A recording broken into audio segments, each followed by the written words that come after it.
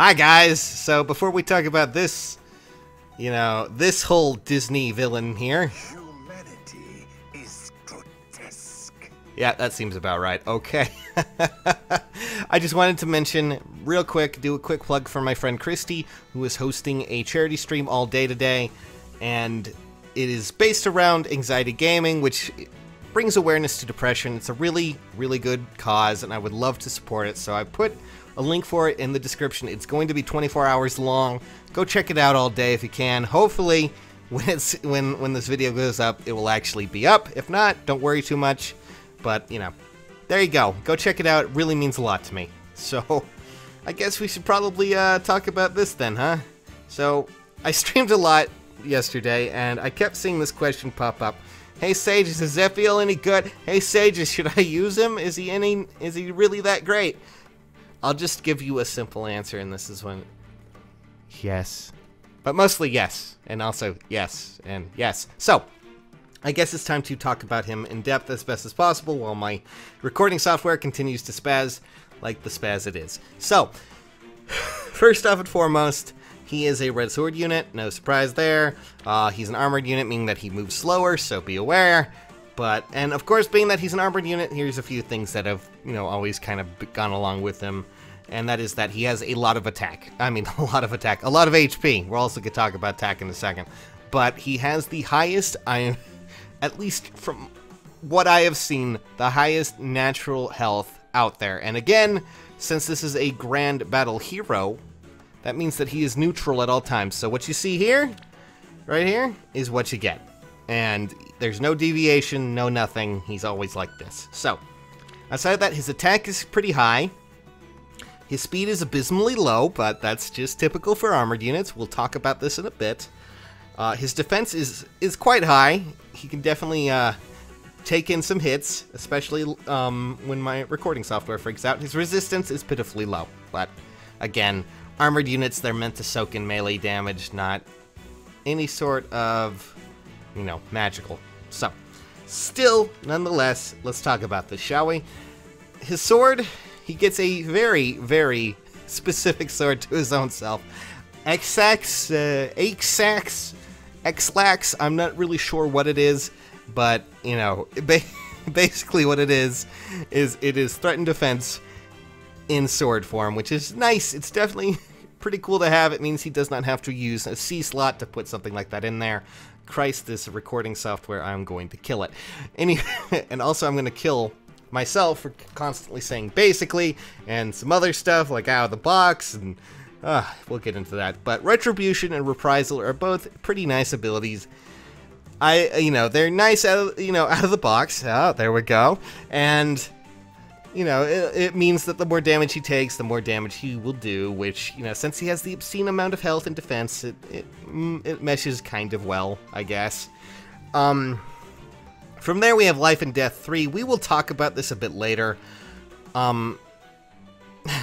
Because attack and speed are nice features, to have, but at the exchange of defense and resistance, we're going to need to discuss this a bit further, because this kind of runs contrary to what we're going based off of, what the next ability is, which is Wary Fighter.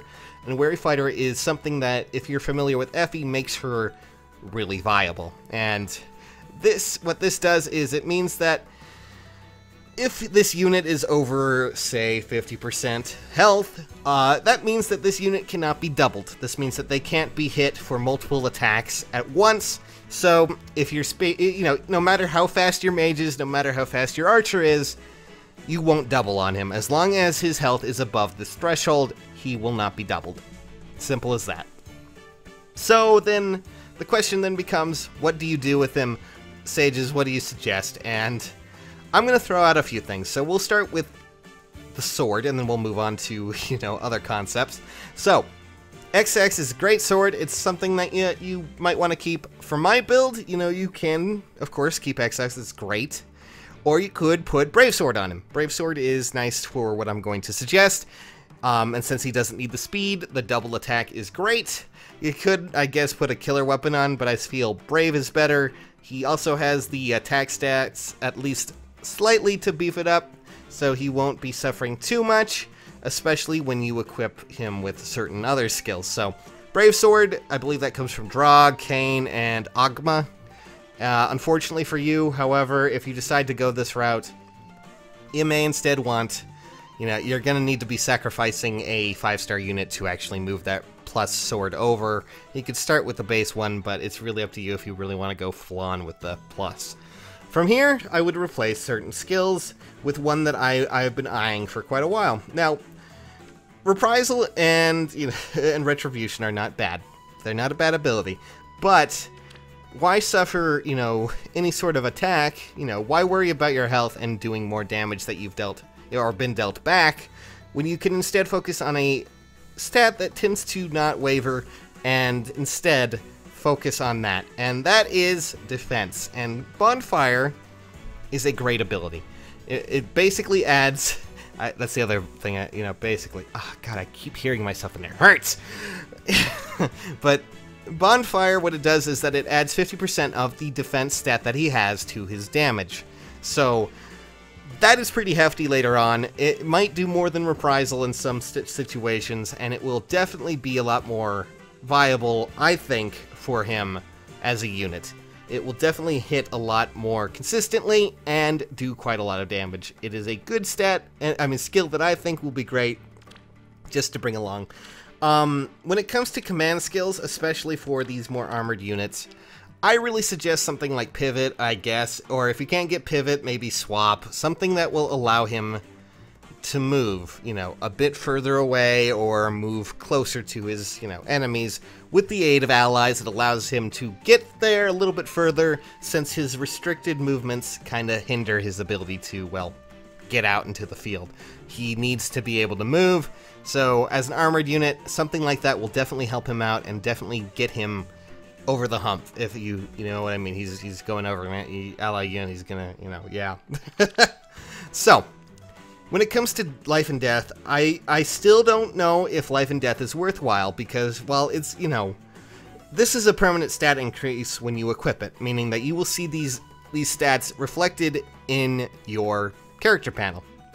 So, while I like that, it doesn't quite go along with my Bonfire technique. Instead, I want to try and not negate or lower his defense and also his already pretty low resistance.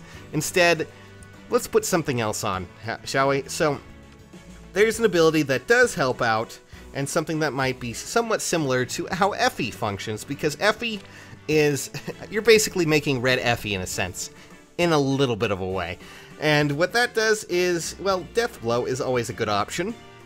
This is basically the ability to go in and get plus attack when he initiates. And Death Blow is not a permanent stat increase, meaning that, you won't see this on the window. He doesn't always have it. If he gets attacked, he won't have it.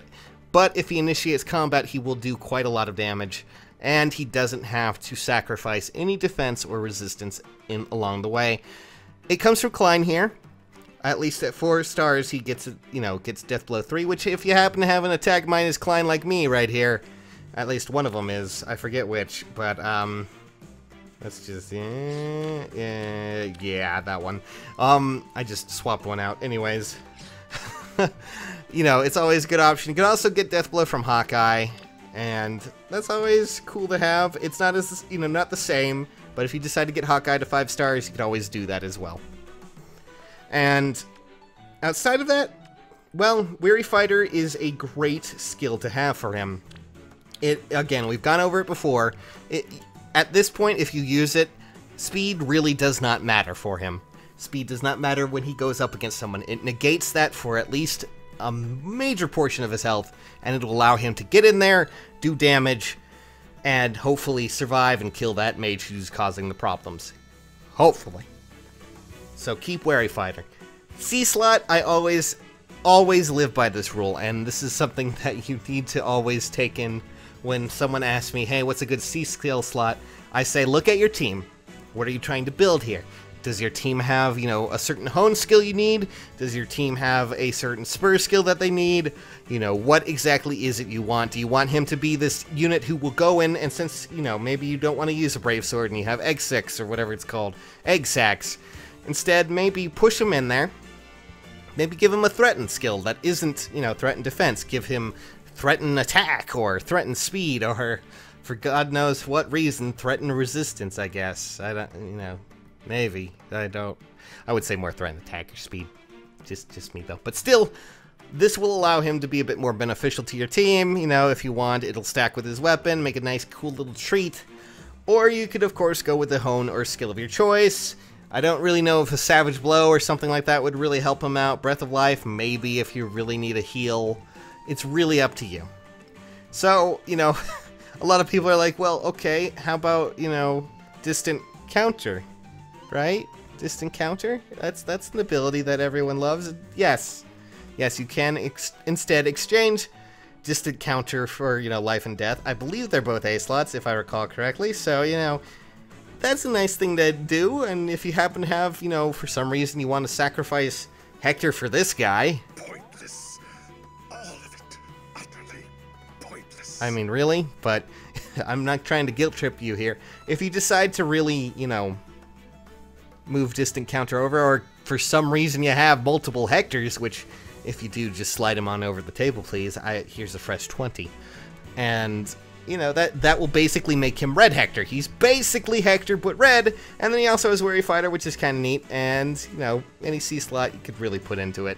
He's definitely going to have the advantage there. It's really up to you if you want to use Distant Counter on him. I would love to see one. I've seen animations of him, you know, hurling his sword around like it's nothing, so it makes sense if he could. I'm just saying. Life and Death, I still don't think is the best ability for him, so, you know, Distant Counter if you want to, Death Blow if you can, you know, Weary Fighter is great, and any C skill slot you can possibly put into it. There's always, of course, the Fury build if you really want to do that too, and that's always a different, you know, kettle of fish, or whatever they say. And that's basically what I think of him. He's a unit you're definitely going to want to do. He is probably in the upper echelons of the red units, especially as a sword unit and an armor unit. Get him. Please, go do the grand battle right now. Get him. Get him. And that's about all I have to say today. So that's all for Red Hector, guys. Stay tuned next time when we, you know, review Red Effie. Wait, isn't that the same person?